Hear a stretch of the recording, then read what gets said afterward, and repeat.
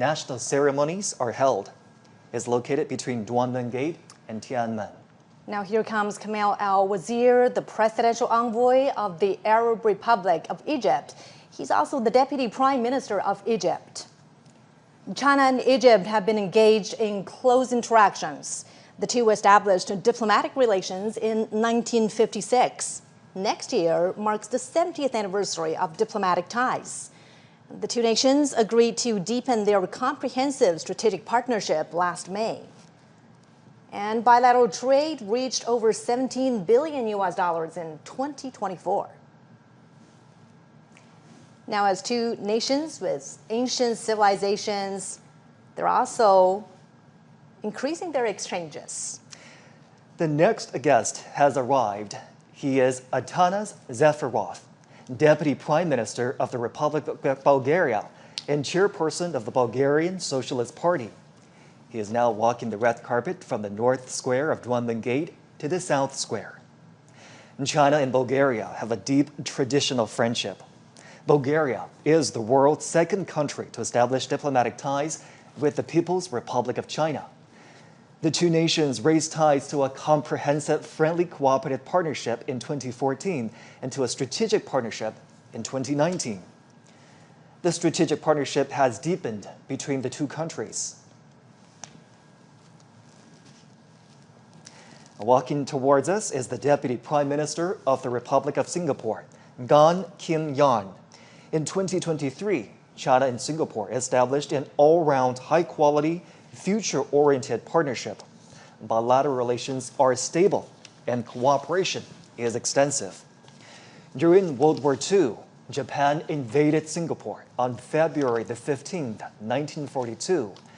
The occupation lasted for 3 years and a half. Singapore has designated every February 15th as its Total Defense Day. It's a day when the nation commemorates its sacrifices during the war. On the red carpet now is Maria Fernanda Ley, President of the National Parliament of the Democratic Republic of Timor-Leste. China and Timor-Leste enjoy traditionally friendly relations. Timor-Leste announced its independence on May 20th, 2002. China established diplomatic relations with Timor-Leste on that same day. And in 2023, the two countries elevated bilateral ties to a comprehensive strategic partnership. They reached consensus on the overall direction to build a China-Timor-Leste community with a shared future in July last year. And this February, the first direct flight was launched between the two nations. Now comes Jorge Rodriguez, President of the National Assembly of the Bolivarian Republic of Venezuela. China and Venezuela are good partners that seek mutual trust and common development. The two nations enjoy an ironclad friendship. China and Venezuela elevated their ties to an all-weather strategic partnership in 2023. Both sides maintain frequent exchanges at all levels and have witnessed a growing trade volume. Next is the acting president of the Republic of the Union of Myanmar, Min Aung Hlaing. China and Myanmar enjoy long-standing friendship. The two countries established diplomatic ties on June 8, 1950, and this year marks the 75th anniversary. The two countries have steadily advanced their friendly relations. They are actively building the China-Myanmar community with a shared future. During World War II, Chinese expeditionary forces fought Japanese aggressors in Myanmar, then known as Burma. They safeguarded the passage to southwestern China and supported the people of Myanmar in their fight for independence. And next is Speaker of the National Assembly of the Republic of Korea, Woo Won-sik, and his wife. China and South Korea are neighbors and cooperative partners. The two countries established diplomatic ties in 1992 and elevated relations to a strategic cooperative partnership in 2008. China is the largest trading partner of South Korea. South Korea is the second largest trading partner of China. The two countries have 228 pairs of sister provinces and cities. The Chinese people fought side by side with the Koreans to resist Japanese aggression and colonialism. The old site of the Provisional Government of the Republic of Korea has been preserved in China. Next is the President of the Republic of Maldives, Mohamed Muzu. The president made his first state visit to China in January 2024 and was the first foreign leader to visit China that year. The two heads of state upgraded their relations to a comprehensive strategic cooperative partnership. Trade cooperation between the Maldives and China began in 1981. Since then, they have maintained good momentum, with tourism a significant part. Chinese tourists comprise the biggest share of Maldives' international tourism. They have expanded exchanges and cooperation in key sectors such as education, culture, and health. Now, Prime Minister of the Republic of Armenia, Nikol Pashinyan. Also accompanying him is his wife. China and Armenia have maintained healthy and stable momentum in bilateral ties since establishing diplomatic relations in 1992.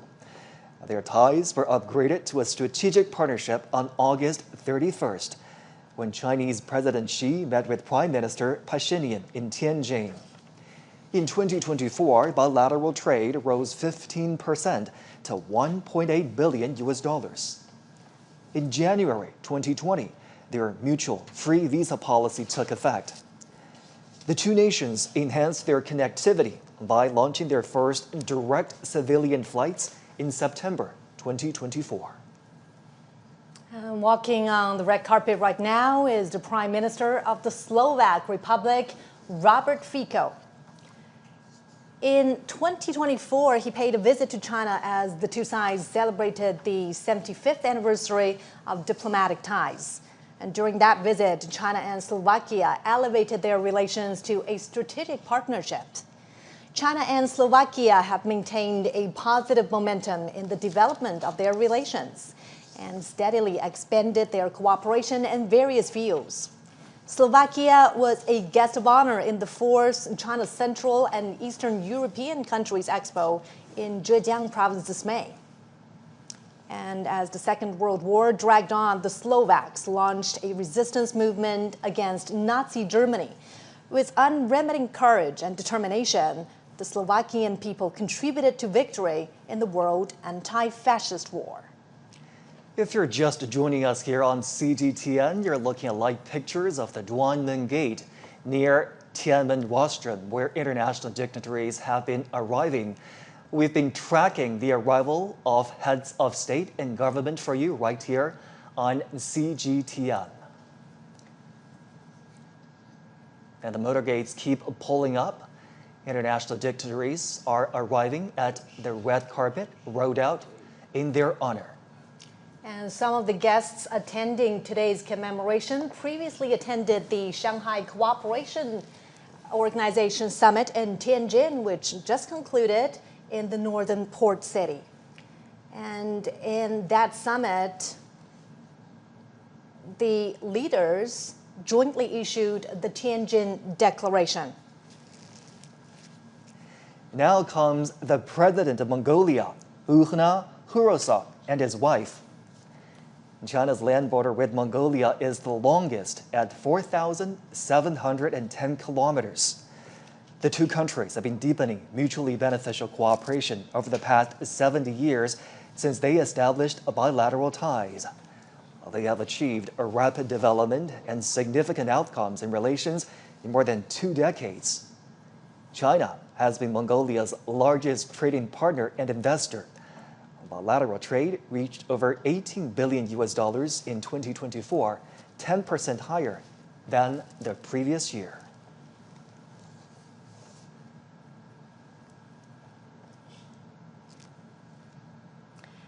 And this is the president of Turkmenistan, Serdar Berdimuhamedov. In 2023, China and Turkmenistan established a comprehensive strategic partnership and announced that they will build a community with a shared future at a bilateral level. Trade volume has reached nearly $5 billion in the first half of this year. China and Turkmenistan have jointly built 3 gas pipelines connecting China and Central Asia.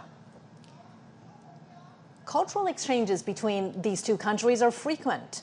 The Chinese language is taught in elementary and middle schools in Turkmenistan. On the red carpet now, our first Secretary of the Central Committee of the Communist Party of Cuba and President of the Republic of Cuba, Miguel Diaz-Canel, and his wife. Cuba was the first country in Latin America to establish diplomatic ties with the People's Republic of China. This year marks their 65th anniversary. In the past 65 years, China and Cuba have always trusted and supported each other, setting an example for unity and cooperation between socialist countries and mutual assistance with sincerity among developing countries. In World War II, Cuba provided military support and supplies to the Allied forces. Now on the red carpet is President of the Kyrgyz Republic, Sadir Japarov. China and Kyrgyzstan are connected by mountains and rivers, and the two peoples are connected heart to heart. Their relations have seen great development in recent years. In 2023, the two countries established a new era all-round strategic partnership and announced the building of a China-Kyrgyzstan community with a shared future of good neighborliness and shared prosperity. China is Kyrgyzstan's largest trading partner. Bilateral trade in the first half of this year has increased by 53% from a year ago to over $14 billion.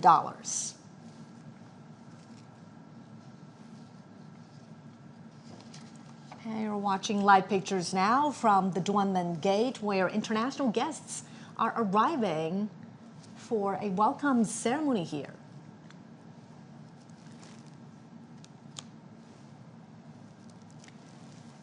And now we are seeing pictures of the President of the Republic of Azerbaijan, Ilham Aliyev, and his wife. President Aliyev has visited China several times. China-Azerbaijan ties have been close despite the long distance and have strengthened in recent years. The two countries have had close, high-level communications in recent years. This April, the two heads of state announced a comprehensive strategic partnership between China and Azerbaijan. And on the red carpet now are Prime Minister of Malaysia, Anwar Ibrahim, and his wife. China and Malaysia have long-standing friendships. And of course, this friendship is born out of their long history, cultivated by cultural integration, strengthened in mutually beneficial cooperation, and forged in difficult times. In April, they agreed to build a high-level strategic China-Malaysia community with a shared future. During World War II, overseas Chinese in Malaysia launched a fundraising campaign for China's war of resistance against Japanese aggression. Over 1,000 Nanyang volunteer mechanics and drivers sacrificed their lives while transporting military supplies on the Yunnan-Burma highway to the front lines in China.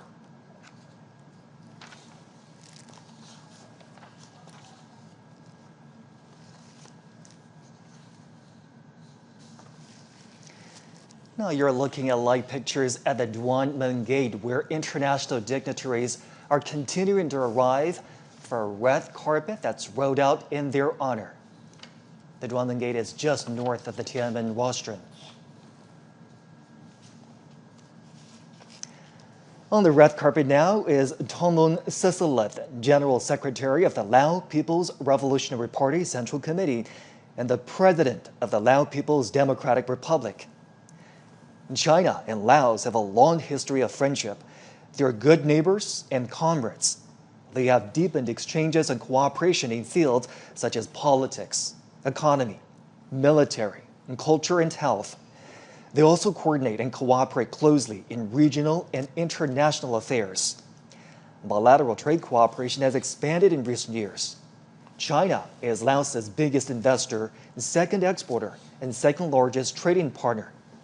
The China-Laos Railway has earned the name of the Golden Passage due to record volume of passengers and freight.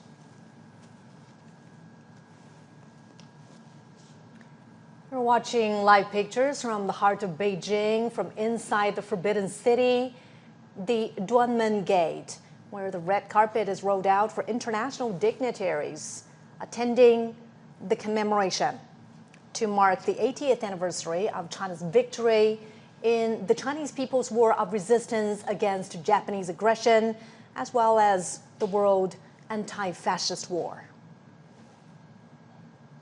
Heads of state and government are continuing to arrive at Duanmen Gate. This is just north of the Tiananmen Rostrum. It's a short walk to the Tiananmen Rostrum. China held another commemoration to mark its V-Day 10 years ago in 2015. And it was in that commemoration that heads of state, as well as leaders from international organizations, also attended. And this is certainly a show of solidarity.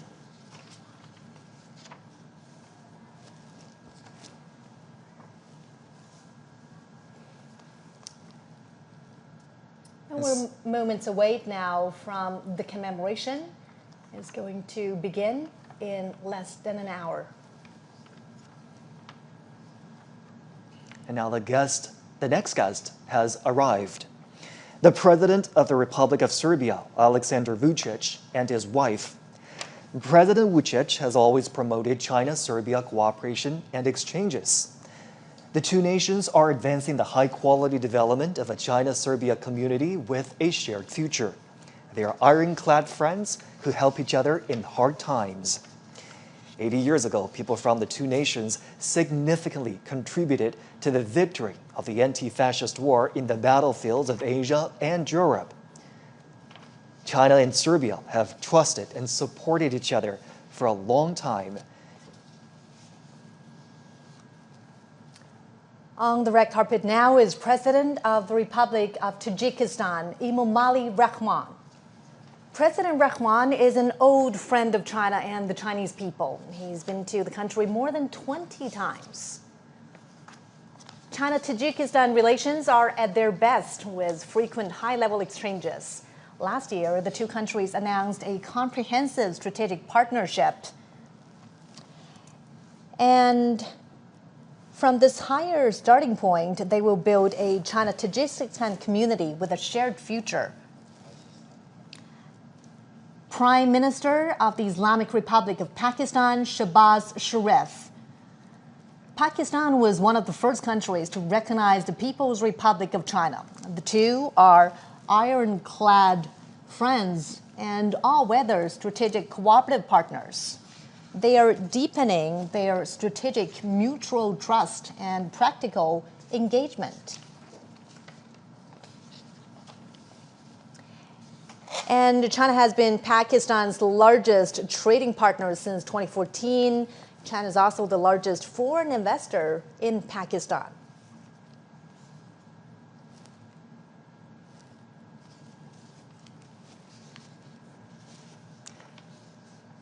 Next, the President of the Republic of Belarus, Alexander Lukashenko. This is Lukashenko's 16th visit to China. China and Belarus have treated each other with sincerity and trust.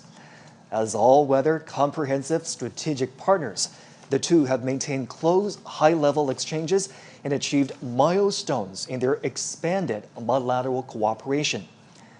On May the 9th, the Chinese PLA Guard of Honor attended the military parade in the Belarusian capital of Minsk to commemorate the victory of the former Soviet Union's Great Patriotic War.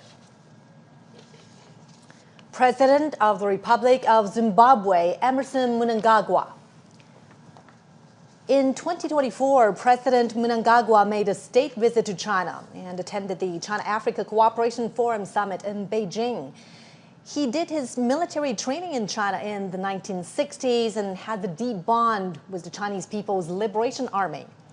The two countries and the two parties share similar thoughts. Now, President of the Islamic Republic of Iran, Masoud Pezeshkian, and his daughter, Zahra Pezeshkian. China and Iran have a long-standing friendship. In their 54 years of diplomatic ties, their relations have always been stable and healthy. In 2016, Chinese President Xi Jinping made a state visit to Iran. The two countries established a comprehensive strategic partnership.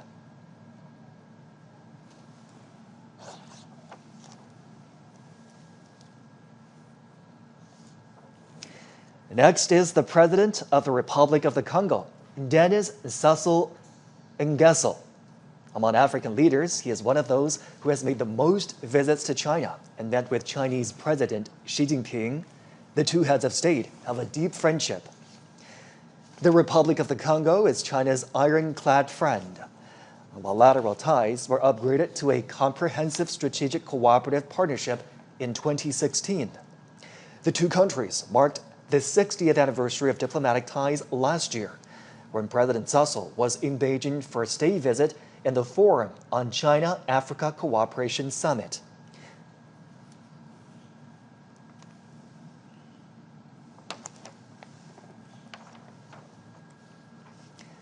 Next, the King of Cambodia, Norodom Sihamoni. China and Cambodia have enjoyed long-standing friendship. The two peoples have interacted for their mutual benefit. This April, they elevated bilateral relations to an all-weather China-Cambodia community with a shared future in the new era. It's the first time China has upgraded ties with a Southeast Asian country to such a level. And walking on the red carpet are President of the Republic of Uzbekistan, Shavkat Mirziyoyev, and his wife. President Mirziyoyev has been to China many times. Friendly cooperation between the two peoples has been vigorous under the Silk Road spirit. And last year, China and Uzbekistan established an all-weather comprehensive strategic partnership in the new era. And they have announced to advance the building of a China-Uzbekistan community with a shared future. President of the Socialist Republic of Vietnam, Luong Nguyen. China and Vietnam share a long history. They are comrades and brothers. And the founding father of Vietnam, Ho Chi Minh, joined and supported the Chinese People's War of Resistance against Japanese aggression in places such as Yan An, Guilin, Chongqing, and Kunming. This year is the 75th anniversary of their diplomatic ties. It's also the year of cultural exchanges between the two sides. And China and Vietnam have deepened their relations in recent years with frequent visits and contact between leaders of the two countries.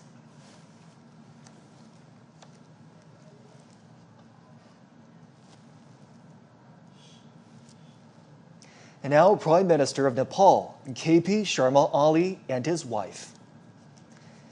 Connected by mountains and rivers, China and Nepal have a long history of friendly exchanges.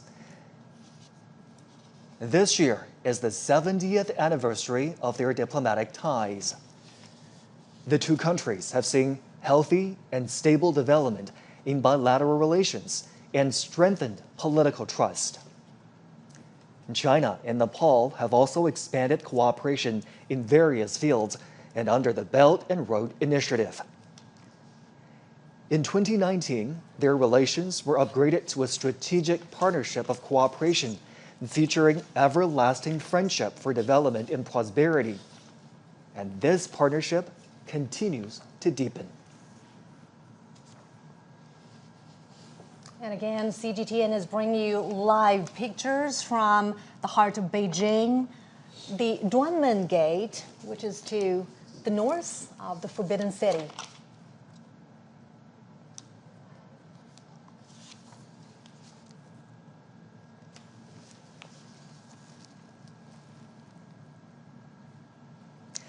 On the red carpet now, President of the Republic of Kazakhstan, Kassym-Jomart Tokayev.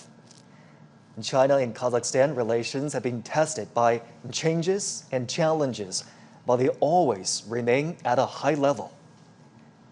China and Kazakhstan raised bilateral ties to a permanent, comprehensive strategic partnership in 2019.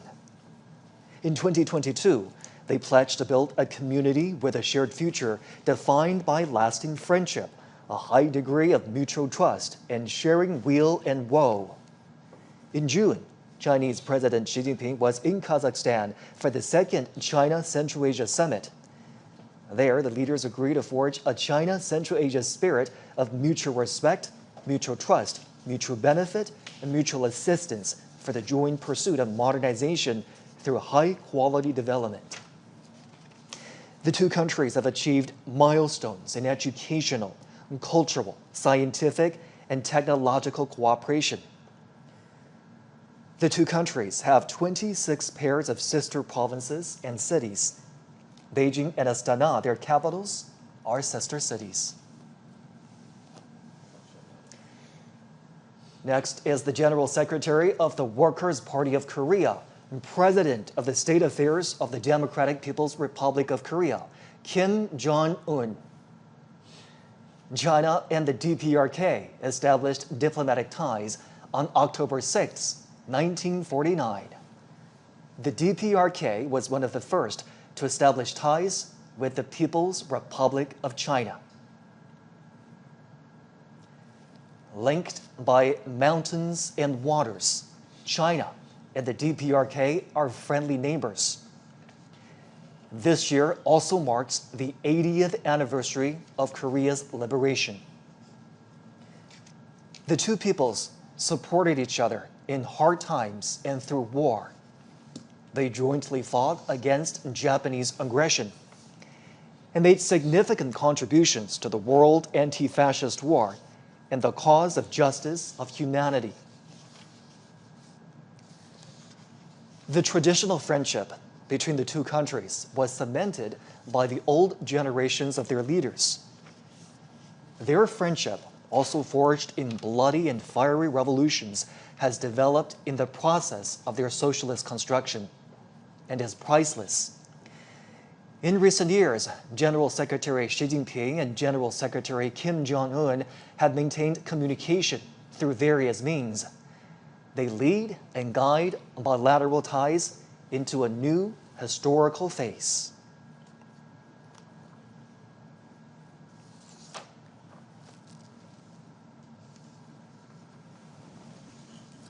At the invitation of Chinese President Xi Jinping, dozens of heads of state and government will attend today's commemoration in Beijing. On September 3rd, China marks its V-Day, and this is the 80th anniversary of the victory in the Chinese People's War of Resistance against Japanese aggression and the World Anti-Fascist War.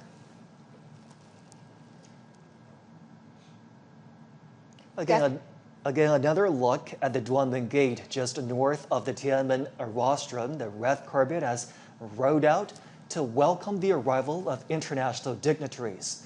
We've been tracking the arrival of heads of state and government for you right here on CGTN. One by one, their motorcades pulled up, and the leaders arrive for the commemoration of the 80th anniversary of the victory of the Chinese People's War of Resistance against Japanese aggression and the World Anti-Fascist War. A commemoration ceremony and a grand military parade are going to take place on Tiananmen Square and along Chang'an Avenue in less than an hour. We have different teams of reporters covering this event for us. Obviously, the military parade will be the highlight of the day and the highlight of the commemoration. We do understand that new armaments and equipment will be shown in that military parade. They are domestically made, and also they are all active combat gear. And at this moment, the Tiananmen Square is decorated and ready for the commemoration. Troops and armaments, as we speak, are lining up along Chang'an Avenue. They're ready for the inspection of the Commander-in-Chief.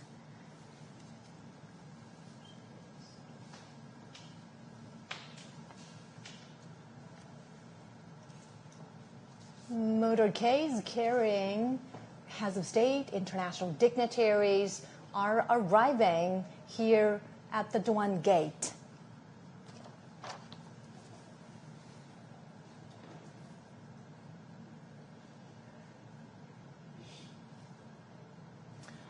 On the red carpet right now is President Prabowo Subianto of the Republic of Indonesia. He arrived early this morning, and China welcomes his arrival. He's here at the invitation of Chinese President Xi Jinping. Now, under the strategic guidance of the two heads of state, China and Indonesia have opened a new chapter of jointly building a community with a shared future. During World War II, Chinese people living in Indonesia donated money and supplies. Many of them returned to China to join the resistance and became heroes. Renowned Chinese writer and anti-fascist intellectual Yu Dafu traveled to Southeast Asia to join the resistance. And he was killed in Sumatra, Indonesia. He wrote, "Our generation should sacrifice for the war of resistance." President Prabowo made a state visit to China soon after his presidential inauguration in 2024. China and Indonesia are traditional friends and neighbors. And it was in this year that China and Indonesia embarked on a new chapter of bilateral ties by building a community with a shared future.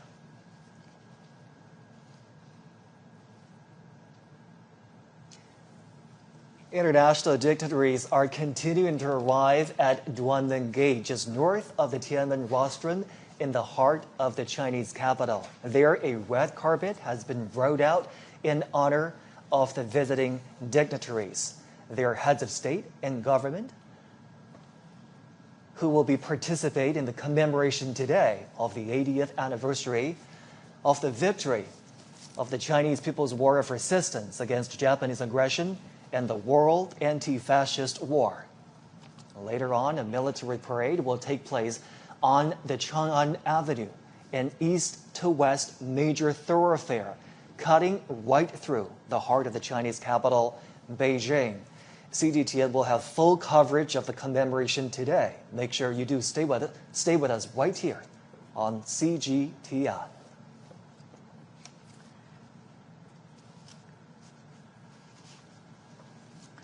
We've been tracking the arrival of international dignitaries right here on CGTN for you. They're now arriving at the Duanmen Gate, just north of the Tiananmen Rostrum. A red carpet has been rolled out for them.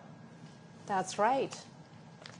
And the Duanmen Gate is where this reception is taking place.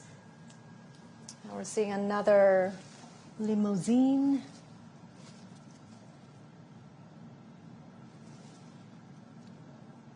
President of the Russian Federation, Vladimir Putin. Putin has been to China many times since 2013, either for state visits or international conferences.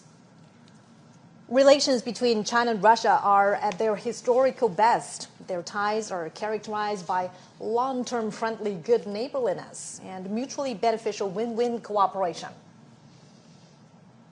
In the new era, China-Russia relations are more self-confident, firm, and resilient. From May 7th to 10th, President Xi Jinping made a state visit to Russia and attended commemorations in Moscow, of the 80th anniversary of the victory of the Soviet Union's Great Patriotic War.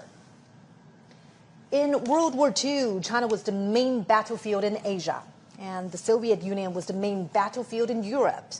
They were central to resistance and combat against Japanese militarism and Nazi Germany. They made decisive contributions to the victory in the World Anti-Fascist War. China and Russia are expanding mutually beneficial cooperation in all aspects. Bilateral trade has reached a high of over $244 billion last year. And China and Russia have active cultural exchanges and close cooperation at local levels. They have 168 pairs of sister provinces and cities, and there are also dozens of provincial-level economic partnerships.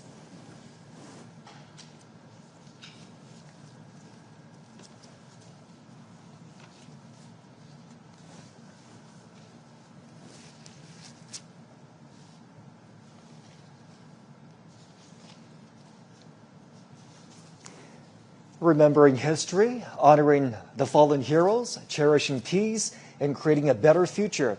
And this is our special program commemorating the 80th anniversary of the victory in the Chinese People's War of Resistance against Japanese aggression and the World Anti-Fascist War. International dignitaries have now arrived and are meeting the Chinese president and his wife. As we're watching right now, Chinese President Xi Jinping and Madame Peng Liyuan are welcoming international dignitaries at the South Square of Duanmen Gate. These are heads of international organizations that are walking down the red carpet to be received by the Chinese president and his wife. That's right. And a decade ago, on September 3rd, it was also here where Chinese President Xi Jinping and his wife, Madame Peng Liyuan, welcomed international guests to the commemoration of the 70th anniversary of the victory of the Chinese People's War of Resistance against Japanese aggression and the World Anti-Fascist War.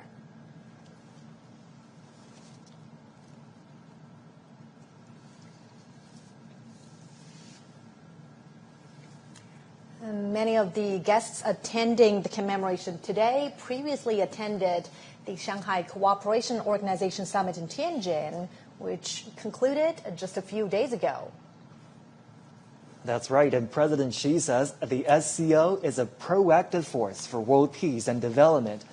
It is the first grouping to put forth the vision of global governance, featuring extensive consultation and joint contribution for shared benefit as an effort to practice true multilateralism.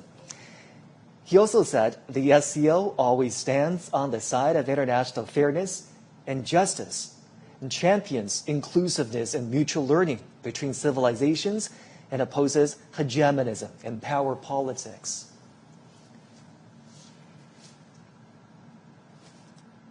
And also at that Tianjin summit, President Xi proposed the Global Governance Initiative. He calls on members to adhere to sovereign equality, abide by international rule of law, practice multilateralism, advocate the people-centered approach, and focus on taking real actions.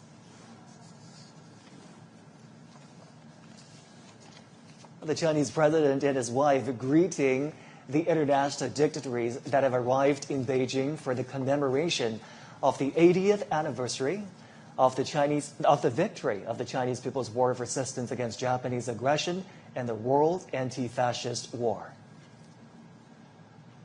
We're watching live pictures from the heart of Beijing, the Duanmen Gate, to the north of the Forbidden City. Dozens of heads of state and leaders of international organizations are arriving on the red carpet. And in about half an hour, the commemoration ceremony will begin on Tiananmen Square. As part of this commemoration, a grand military parade will also take place. Troops and armaments are standing by ready along Chang'an Avenue as we speak.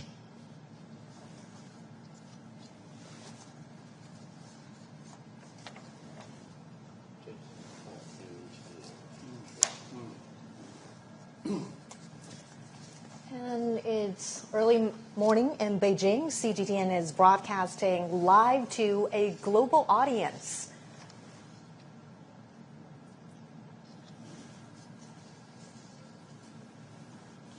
The president is saying to his guests, welcome, welcome.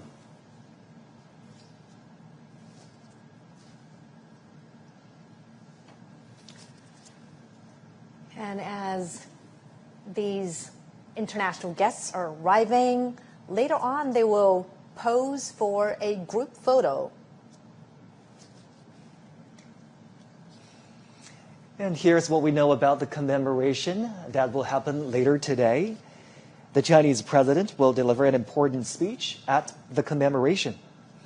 And the commemoration includes a massive military parade, which is composed of two parts: the inspection of the troops and the march past, lasting approximately 70 minutes.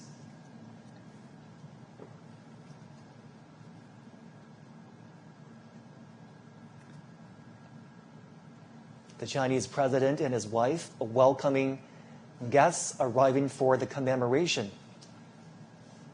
And now they're walking towards a group photo where the arriving international dignitaries will take a group photo together with the Chinese president. We are certainly marking a significant anniversary today. On September 3rd, China is commemorating the 80th anniversary of the victory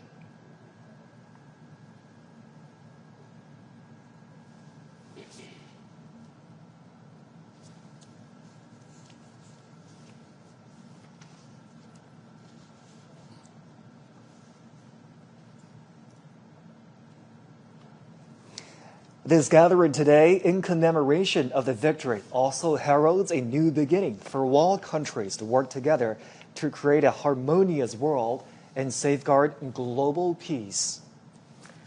Well, as you can see right there, front and center on this gate is the character Duan Men. The Chinese character Duan also conveys righteousness, which is consistent with the message of safeguarding international justice. The leaders are now walking together towards the Tiananmen Rostrum. It's a short walk from the Duanmen Gate we've been telling you about, which stands just north of the Tiananmen Rostrum, to the rostrum itself. And Joshi, for many foreign leaders who have visited China before, the Tiananmen Rostrum, or the Forbidden City, is a familiar sight. Many of them have been here before to the Forbidden City. However, this gathering here today holds a special significance. Absolutely. The Tiananmen Rostrum sits right in the heart of the Chinese capital, with viewing platforms that can overlook the Tiananmen Square. The leaders will be walking towards the rostrum. They will ascend to the viewing platform on the rostrum and view the military parade together. Now, as they walk on the red carpet to make their way to the top of the Tiananmen Rostrum, a little bit of background information about the structure. It was built as a ceremonial gate to the imperial city in the Ming Dynasty. It's witnessed the ties of Chinese history in the past 6 centuries. And in 1937, Tiananmen Square witnessed the fall of Peking. In October 1945, Japanese invaders in North China officially surrendered at the square of the Hall of Supreme Harmony in the Forbidden City.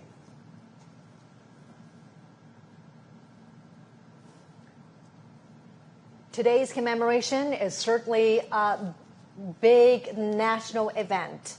a military event as well, as troops and armaments are standing by ready for the inspection.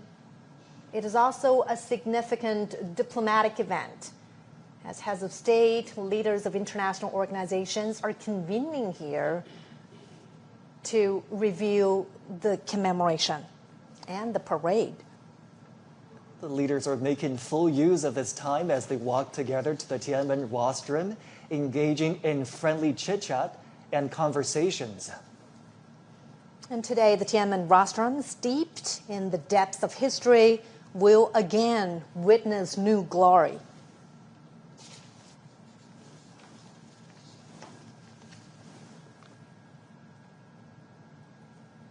It is a pretty long walk to ascend to the top of the Tiananmen Rostrum.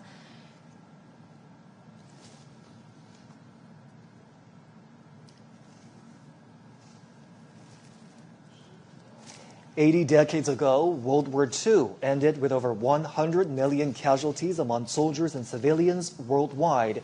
Chinese casualties were more than 35 million. And today is about commemorating the victory in that war, in the Chinese people's war of resistance against Japanese aggression, as well as the World Anti-Fascist War. And now the leaders are arriving at that expansive viewing platform up on the Tiananmen Rostrum.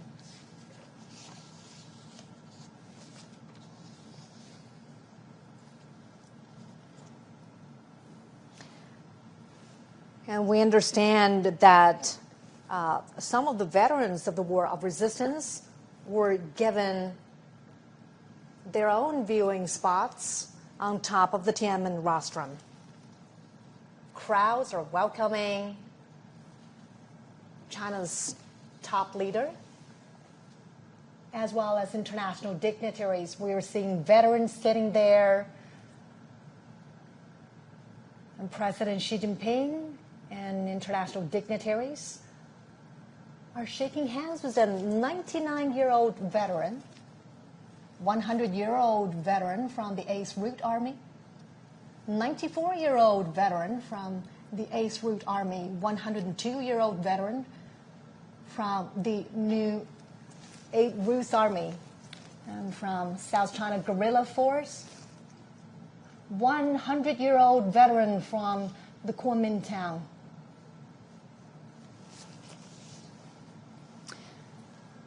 And during the fight against the Japanese aggression, the Chinese people established a national united front to safeguard their homeland.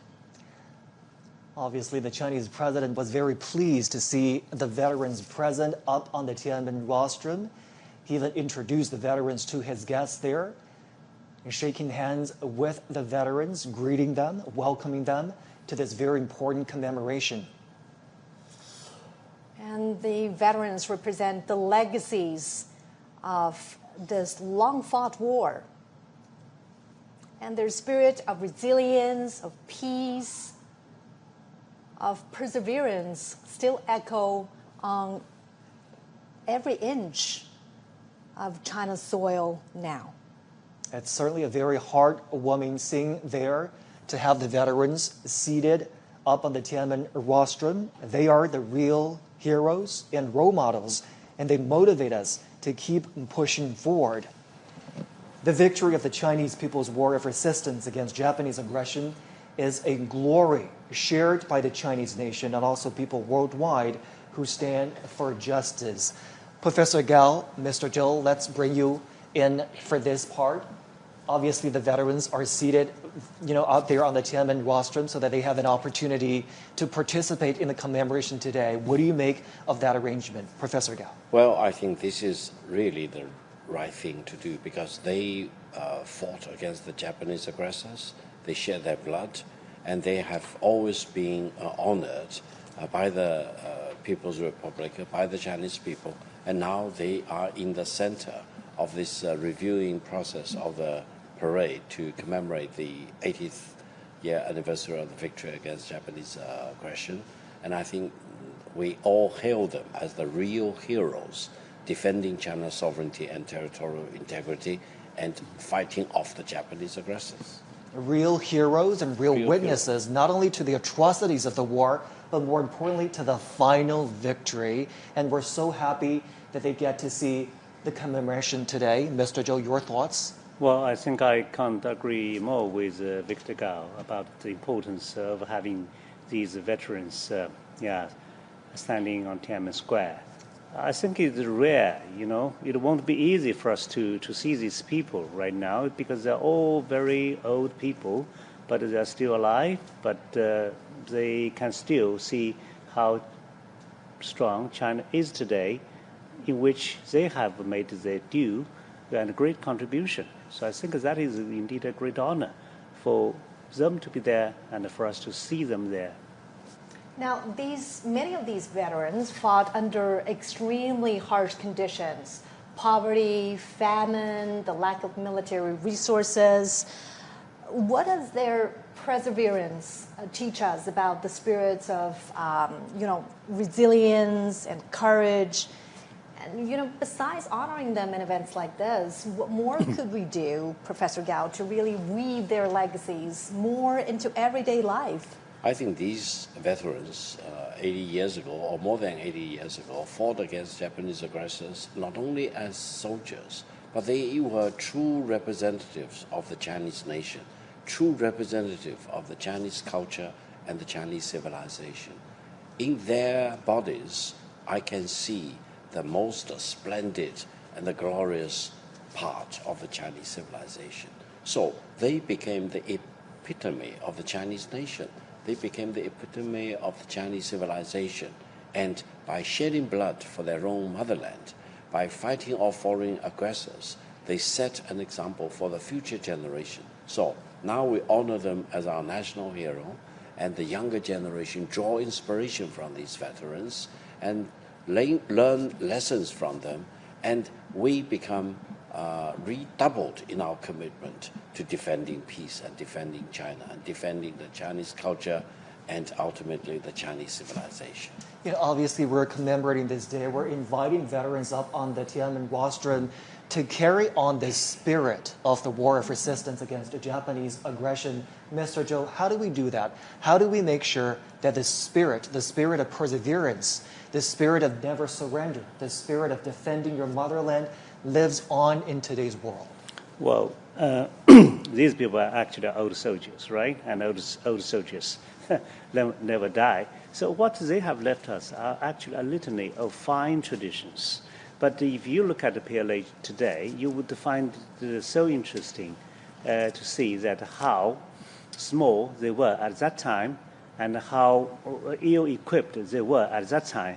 But on the contrary, today, China is almost the opposite, right? China is having the largest armed force in the world, and in a moment we're going to see all the modern weaponry and combat platforms. But still, this kind of fine traditions are basically in the heart and in the blood of our modern-day soldiers, because that's really, really matter, for us if you are going to another war. So you have to think of where you come from, right? And what kind of traditions are already placed in you.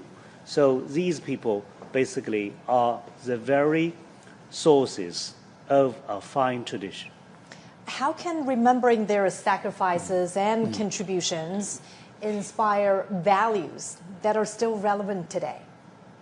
Professor Gao. Well, I think they are the true Chinese nationals and our heroes. But allow me to mention, behind these veterans, I also see those who fell on the battleground, who really sacrificed their lives for the Chinese nation.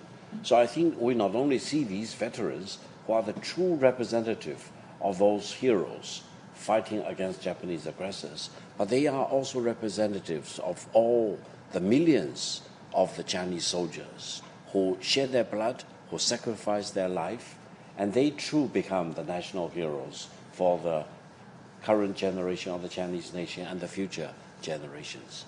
And I think by honoring them, we honor ourselves, we honor our national history and our Chinese civilization, and we honor peace. That is the most important thing. We talked about international solidarity towards ending the Second World War, and the international solidarity is also present today with the turnout of those international dignitaries that have arrived in Beijing. You're looking at live pictures of the Tiananmen Square that's fully decorated for the commemoration today. There are the year marking installations that show the years 1945 and 2025.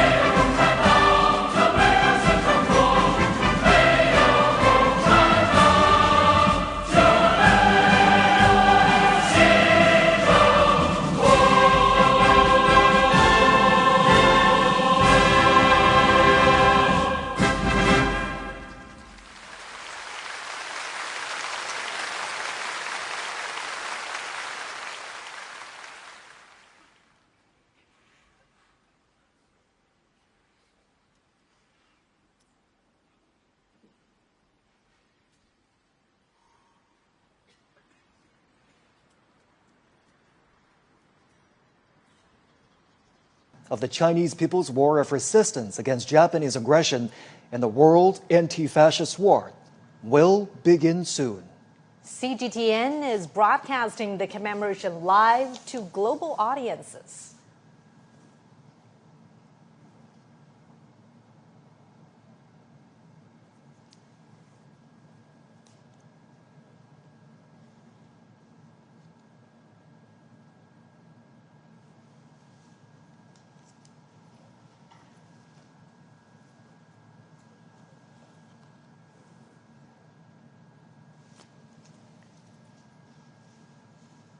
We're now watching live pictures from the Tiananmen Square.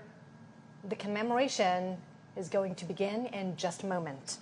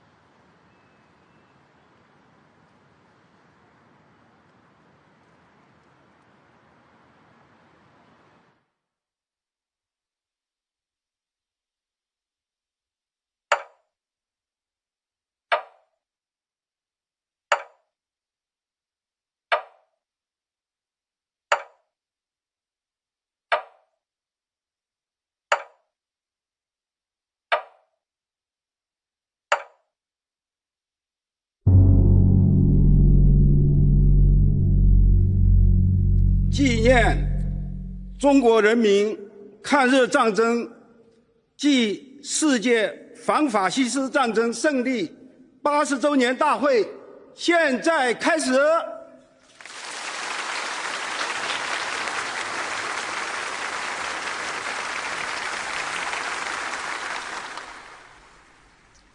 请全体肃立，鸣礼炮。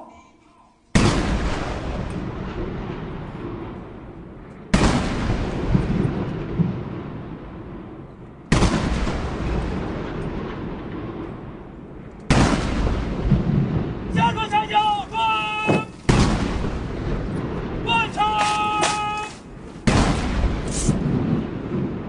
齐步城。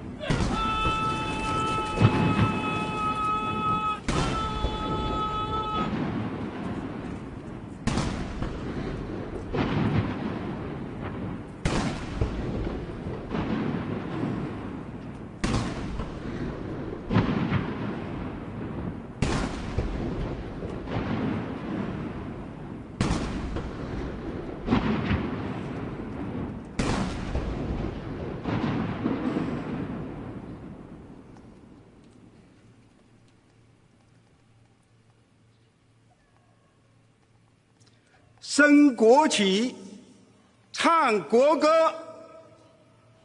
敬礼！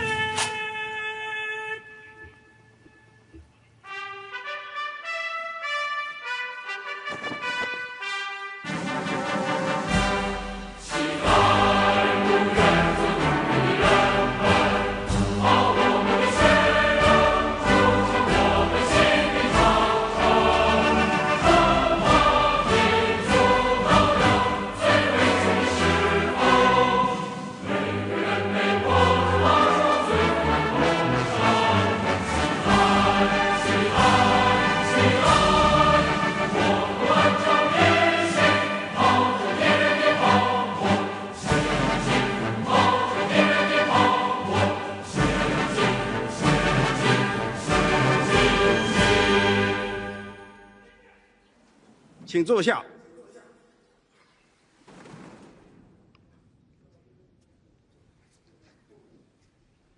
请中共中央总书记、中华人民共和国主席、中央军委主席习近平同志发表重要讲话。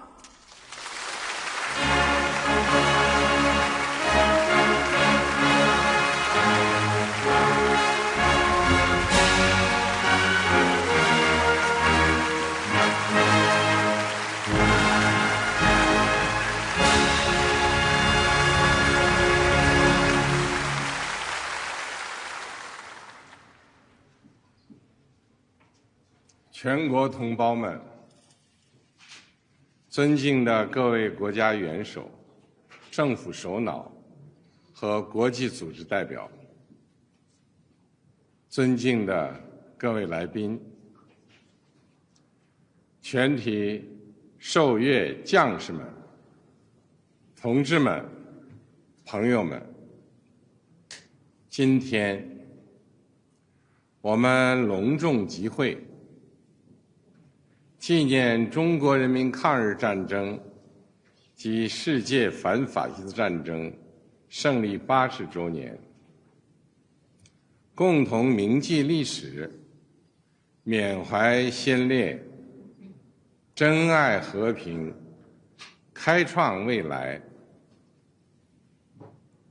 我代表中共中央、全国人大、国务院、全国政协、中央军委，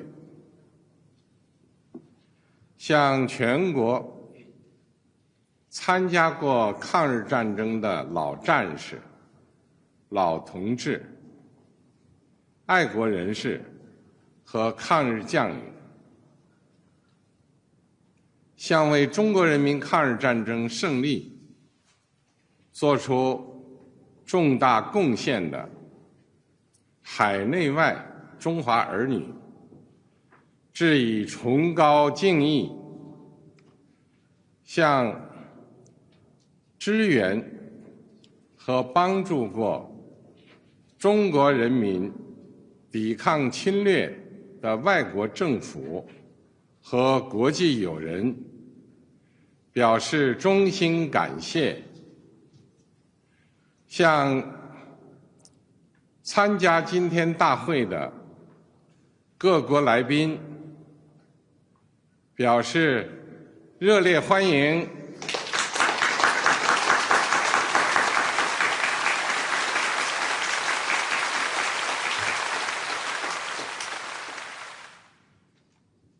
同志们、朋友们，中国人民抗日战争是艰苦卓绝的伟大战争。在中国共产党倡导建立的抗日民族统一战线旗帜下，中国人民以铮铮铁骨战强敌，以血肉之躯筑长城，取得近代以来反抗外敌入侵的第一次完全胜利。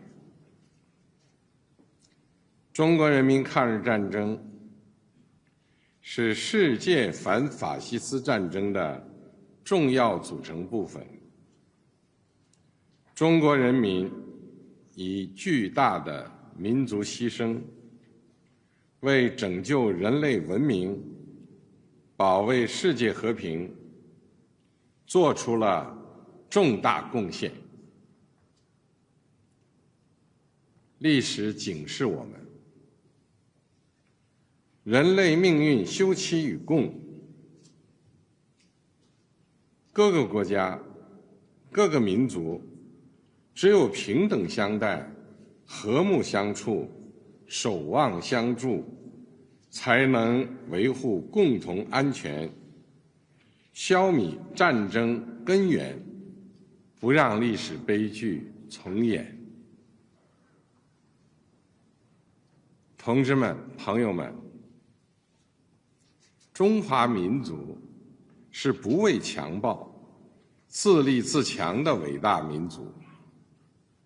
当年，面对正义与邪恶、光明与黑暗、进步与反动的生死较量，中国人民同仇敌忾，奋起反抗，为国家生存而战，为民族复兴而战，为人类正义而战。今天，人类又面临和平还是战争，对话还是对抗，共赢还是零和的抉择。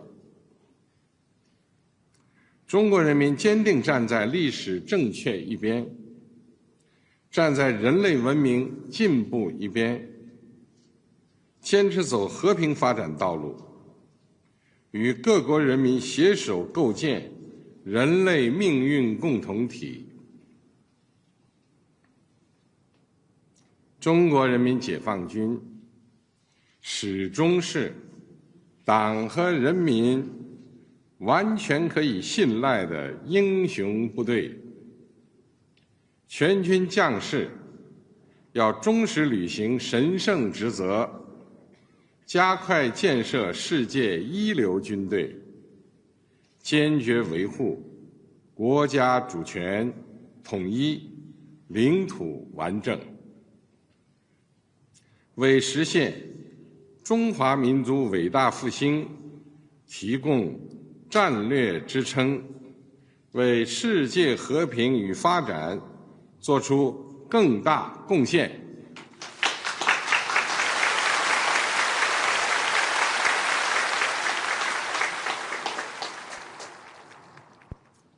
历史承载过去，也启迪未来。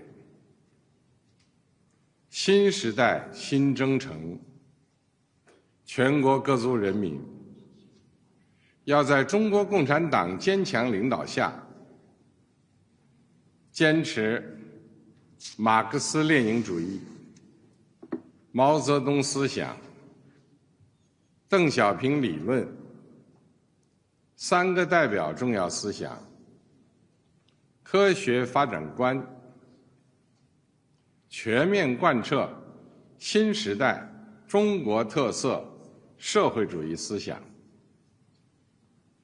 坚定不移走中国特色社会主义道路，传承和弘扬伟大抗战精神，踔厉奋发，勇毅前行，为中国式现代化全面推进强国建设、民族复兴伟业而团结奋斗。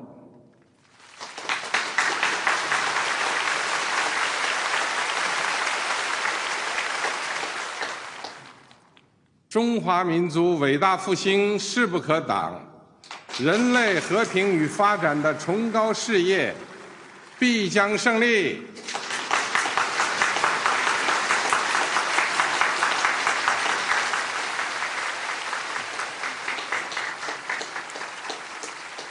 阅兵开始。标兵就位。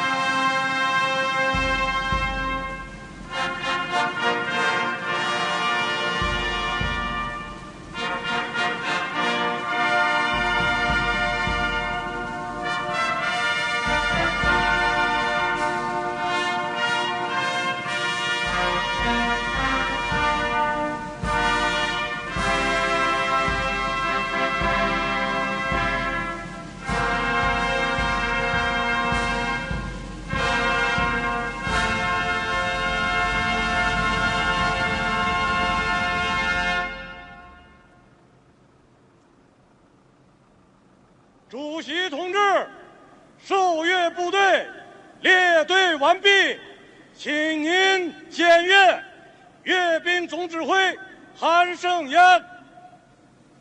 开始。是。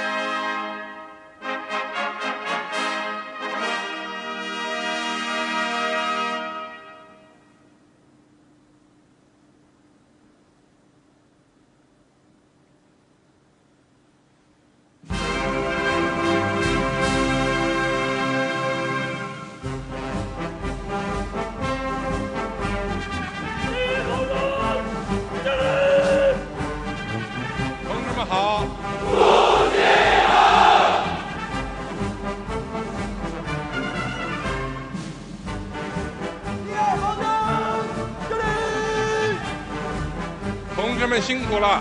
为人民服务！第三方针，敬礼！同志们好！主席好！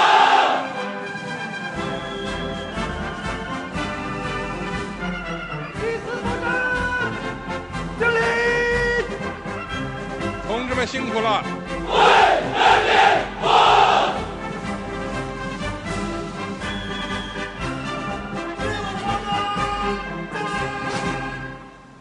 同志们好！主席好！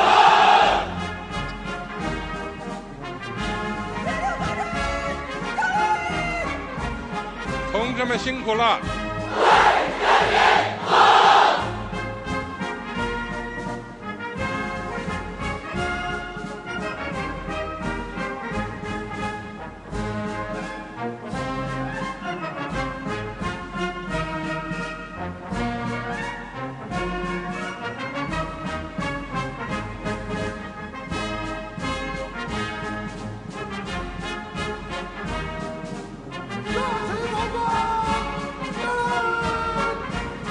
同志们好！主席好！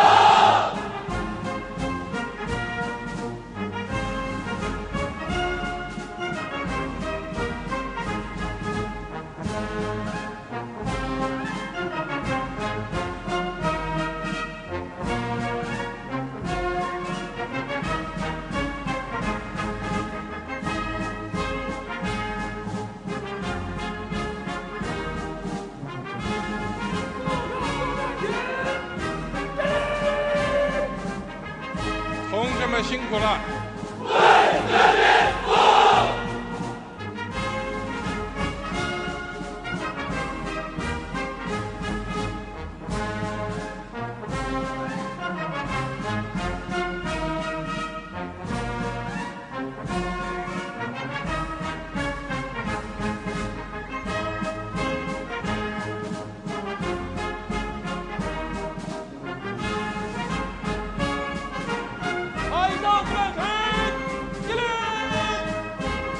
同志们好！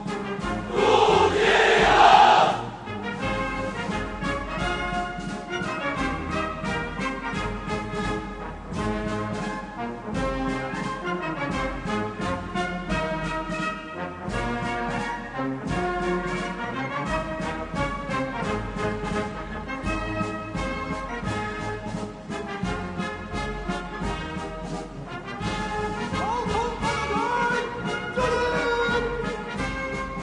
志们辛苦了！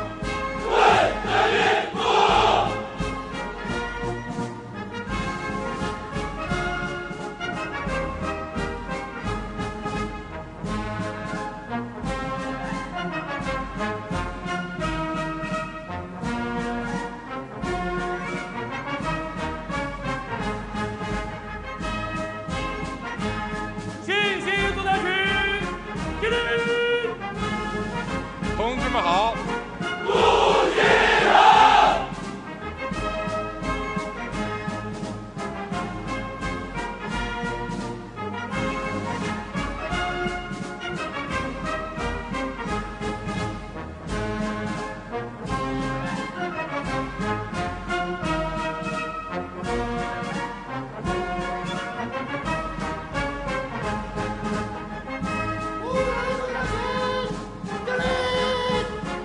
同志们辛苦了！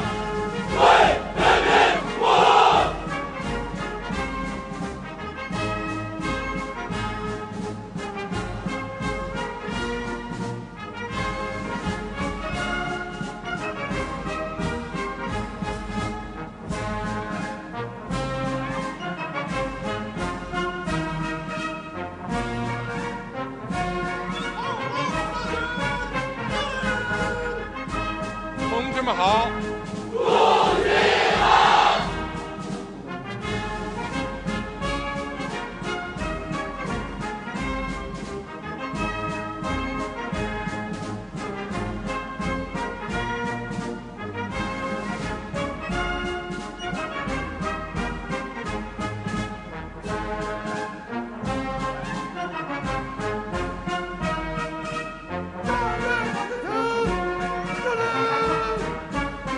同志们辛苦了！